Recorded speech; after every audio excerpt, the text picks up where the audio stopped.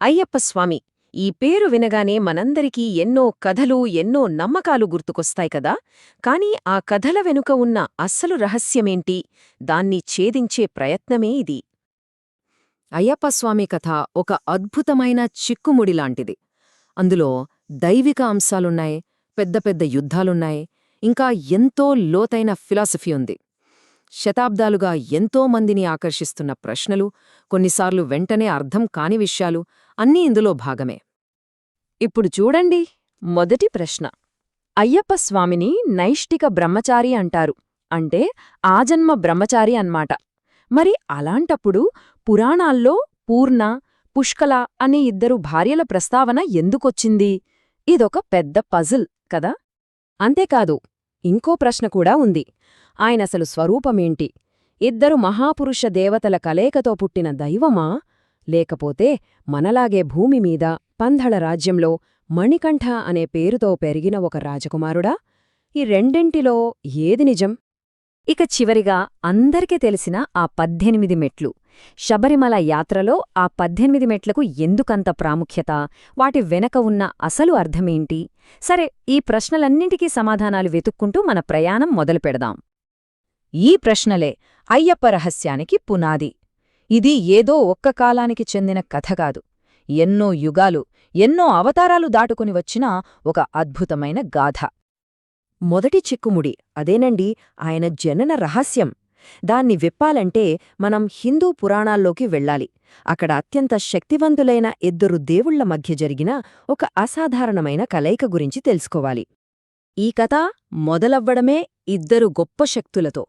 ఒకవైపు వైరాగ్యానికి, ప్రచండ శక్తికి ప్రతీక అయిన శివుడు, మరోవైపు ధర్మాన్ని కాపాడే స్థితికారుడు, తన మాయతో జగత్తునే మోహింపజేయగల విష్ణువు, ముఖ్యంగా ఆయన స్త్రీ అవతారం మోహిని.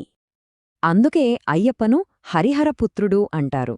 అంటే హరి అంటే విష్ణువు, హరుడు అంటే శివుడు, వాళ్ళిద్దరి కుమారుడు. ఈయన జననం వెనుక ఒక ప్రత్యేకమైన దైవిక కార్యం ఉందన్నమాట. ఇక్కడ చాలా ఆసక్తికరమైన విషయమేంటంటే, పురాణాల ప్రకారం మోహిని 3 సార్లు అవతరించింది. మొదటిసారి క్షీరసాగరమథనంలో అమృతం పంచడానికి, రెండోసారి భస్మాసురుణ్ణి చంపడానికి. కాని అయ్యప్ప జననానికి కారణమైన 3వ అవతారం చాలా ప్రత్యేకం. ఇది పార్వతీదేవి అనుమతితో కేవలం శివుడిని మోహింపచేసి శాస్తును జన్మింపచేయడానికే జరిగిందంటారు. సరే, ఆయన దైవిక జననం గురించి తెలిసింది. కాని ఆయన ఎవర్ని సంహరించడానికి పుట్టాడు? ఆవిడే మహిషి. ఆమె కథ వెనుక కూడా ఒక పూర్వజన్మ శాపముంది. ఇది కొంచెం జాగ్రత్తగా వినాలి. పూర్వజన్మలో లీలావతి అనే స్త్రీ ఉండేది. ప్రాపంచిక సుఖాలమీద ఆశతో ఉందని ఆమె భర్త రాక్షసిగా పుట్టమని శపిస్తాడు. ఆ శాపం వల్లే మహిషిగా పుడుతుంది. చివరికి శాస్త్రరూపంలో ఉన్న అయ్యప్ప దైవలోకంలోనే ఆమెను సంహరించి లీలావతి ఆత్మకు విముక్తి కలిగిస్తాడు. ఇక్కడ గమనించాల్సిన విషయమేంటంటే, ఈ సంహారం జరిగింది దైవిక యుగంలో. ఆయన మానవ అవతారమెత్తడానికి చాలా కాలం ముందే. శాప విముక్తి పొందిన తర్వాత లీలావతి అయ్యప్పను పెళ్లి చేసుకోమని కోరుతుంది. అప్పుడాయన ఒక మాట ఇస్తాడు. ఎప్పుడైతే శబరిమలకు ఒక్క కొత్త భక్తుడు కూడా రాడో ఆ రోజు నిన్ను పెళ్లి చేసుకుంటాను అని. ఆవిడే ఇవాళ మనం చూసే మాలికాపురత్తమ్మ. ఎప్పటికీ నెరవేరని ఆ మాట కోసం ఎదురుచూస్తూ శబరిమలలోనే కొలువై ఉంది. ఇక్కడే అసలు ప్రశ్న వస్తోంది. మహిషిని ఎప్పుడో దైవలోకంలోనే చంపేశారు కదా. మరి అలాంటప్పుడు 10వ శతాబ్దంలో మళ్లీ మణికంఠుడుగా, ఒక మానవ రాజకుమారుడుగా ఎందుకు పుట్టాల్సొచ్చింది? దాని వెనుక ఉన్న కారణమేంటి? ఆధారాలు చూస్తే మనకు ఒక విషయం స్పష్టమవుతుంది. ఆయన మానవ అవతారం ఎత్తింది ఒక రాక్షసిని చంపడానికి కాదు. దానికంటే పెద్ద కారణాలున్నాయి. అప్పటికే పాషండ మతాలతో నిండిన కేరళలో ధర్మాన్ని నిలబెట్టడానికి, శిథిలమైన 108 శాస్తాలయాలను బాగుచెయ్యడానికి, ఇంకా ముఖ్యంగా శివ, విష్ణు భక్తుల మధ్య గొడవలను ఆపి వాళ్ళిద్దరూ ఒక్కటే అని నిరూపించడానికి ఆయన భూమి మీదకు వచ్చారు. అలా పందళరాజు రాజశేఖరుడికి ఒక పసిబిడ్డగా దొరికాడు. ఒక జోస్యం ప్రకారం ఆయనకు 12 ఏళ్లు వచ్చినప్పుడు ఆయన దైవిక ప్రయోజనం లోకానికి తెలుస్తుందని చెప్పారు. ఆయన జీవితంలో అసలు నాటకీయత ఇక్కడే మొదలవుతుంది. అసూయపరుడైన మంత్రి రాణితో కలిసి ఒక కుట్ర పన్నుతాడు. రాణికి తీవ్రమైన అనారోగ్యం వచ్చినట్టు నటిస్తుంది.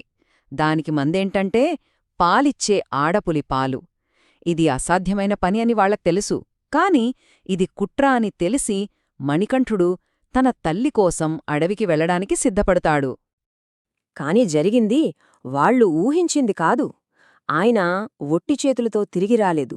ఏకన్నా ఒక ఆడపులి మీద స్వారీ చేస్తూ దాని వెనుక పులుల గుంపును నడిపిస్తూ రాజ్యానికి తిరిగొచ్చాడు. తన దైవిక శక్తిని లోకానికి చూపించాడు. ఆ ఒక్క సంఘటనతో మొత్తం కుట్ర బట్టబయలైపోయింది. ఇక తన అవతార లక్ష్యం నెరవేరింది. మణికంఠుడు తన మానవ రూపాన్ని వదిలి శబరిమలలో తన శాశ్వత నివాసాన్ని ఏర్పాటు చేసుకోవడానికి సిద్ధమయ్యాడు. అప్పుడు అయ్యప్ప ఒక బాణాన్ని వదిలాడు. ఆ బాణం ఎక్కడైతే పడిందో సరిగ్గా అదే చోట పరశురాముడు మొదటి ఆలయాన్ని నిర్మించాడు. అంటే ఆ పవిత్ర స్థానాన్ని ఎంచుకుంది స్వయంగా అయ్యప్ప స్వామే. ఇక ఆ 18 మెట్లు, వాటికి చాలా అర్థాలున్నాయి. ప్రతి మెట్టు అయ్యప్ప దగ్గరున్న 18 ఆయుధాలకు ప్రతీక అంటారు. కొండ చుట్టూ ఉన్న 18 పర్వతాలకు కూడా వాటిని చిహ్నంగా భావిస్తారు. ఇంకా లోతుగా తాత్వికంగా చూస్తే ఆ మెట్లు మనలోని 5 ఇంద్రియాలు, 8 రకాల రాగాలు, 3 గుణాలు, ఇంకా జ్ఞానం, అజ్ఞానం వీటన్నిటినీ దాటితేనే దేవుణ్ణి చేరుతాం అనేదానికి సంకేతం. అలా ఆ 18 మెట్లూ ఎక్కి ఆ అడ్డంకులను జయించి పైకి వెళ్ళాక మనకు కనిపించేది ఒకే ఒక వాక్యం: తత్ త్వం అసి. సంస్కృతంలో దీని అర్థం అది నీవే. అంటే ఎవరినైతే వెతుక్కుంటూ ఇక్కడికి వచ్చారో ఆ దైవం వేరు కాదు, మనలోనే ఉన్నాడు అని చెప్పడం. చూసారా కథ ఎంత అద్భుతంగా ముగిసిందో? ఈ యాత్ర అంతా మనలో ఉన్న దైవత్వాన్ని మనం తెలుసుకోవడానికే. అయితే మరి అసలైన గమ్యం ఆ కొండమీది ఆలయమా లేక మన అంతరంగమా?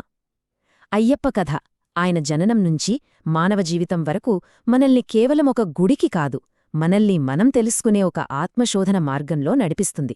ఇదే అసలైన అయ్యప్ప రహస్యం.